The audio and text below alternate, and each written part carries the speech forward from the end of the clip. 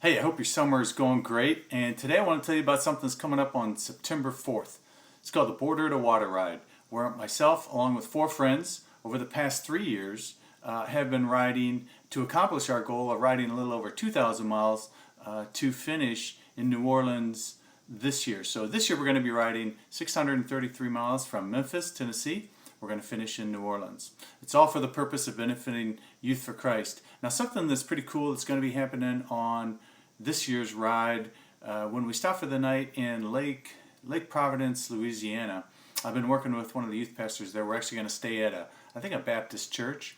Talking with the youth pastor, we're going to try to have a little youth outreach, youth event. One of the guys on our ride plays the guitar, so he's going to borrow a guitar and play some worship songs, and then I'm going to share a devotional. So we're going to have an opportunity to really impact some of the kids in Lake Providence, Louisiana, which, by the way, Time Magazine had reported it as the poorest city in America. So hopefully we can bring a little light and encouragement to some kids there. And so I got a question for you, but first I want to tell you a little story. I played baseball in college, and I played ball at a school in Florida.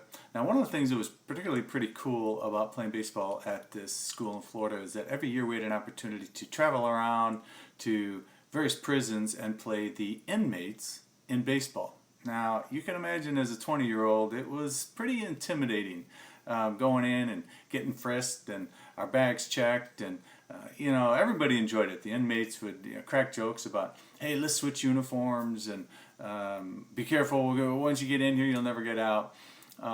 So it was pretty fun, pretty exciting opportunity. At the end of the game, one of us on the team would gather everybody together, and we had an opportunity to share our testimony. And so just really having an opportunity to impact some guys' lives. Well, one of the things happened, or something happened on one of the games. I was playing third base like I usually did, and this inmate was, well, actually he was stealing third base, no pun intended, but he was stealing third base. And the throw to me was in the dirt, so I went down on my left knee to block the throw. It just so happened that he was sliding in at the exact same time I went down, and he caught my knee and sliced it about 5 inches down.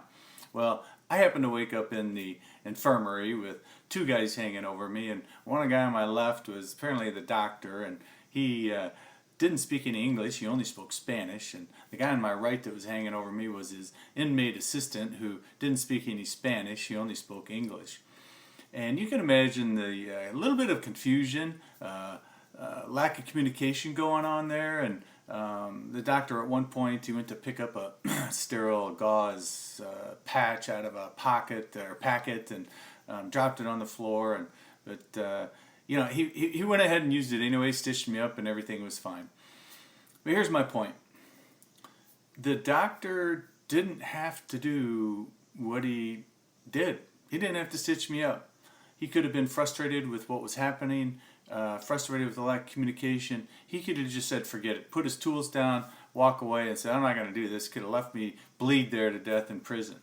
But he didn't. He used what he had in light of what was going on and stitched me up.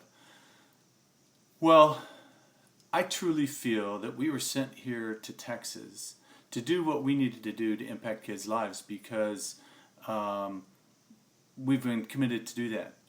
And regardless of the discouragement sometimes, regardless of how frustrating things can get, regardless of the lack of funding that we have sometimes to really accomplish what we need to do with the given programs in different schools, we're not going to turn our back on these kids. We were sent here for a reason, sent here for a purpose. These kids are struggling. We know what the problems are. We have the tools. We have the answer, and we're not going to turn our back on these kids. So here's my question. Will you join us? Will you join us in our effort of impacting kids' lives here in Texas? In a few minutes, you're going to see a link that's going to pop up. I'd encourage you to click that link. It's going to take you to a page where you can enter your information, credit card information. It's a secure site. And put in there, give whatever amount you want to give, whether it's $1, whether it's $10. Every bit helps us accomplish impacting kids' lives here in Texas. That's the reason that we're doing this Border-to-Water ride. That's the reason we're riding over a little over 2,000 miles. Is because we want to show some dedication and show others that we're serious about doing the work that we're doing here in Texas. We're using it obviously as a little benefit fundraising ride, right? And so click that link. Put whatever information or whatever amount in there that you feel necessary, and everything goes a long way. We really appreciate it. So I hope you're having a great day. Talk to you soon.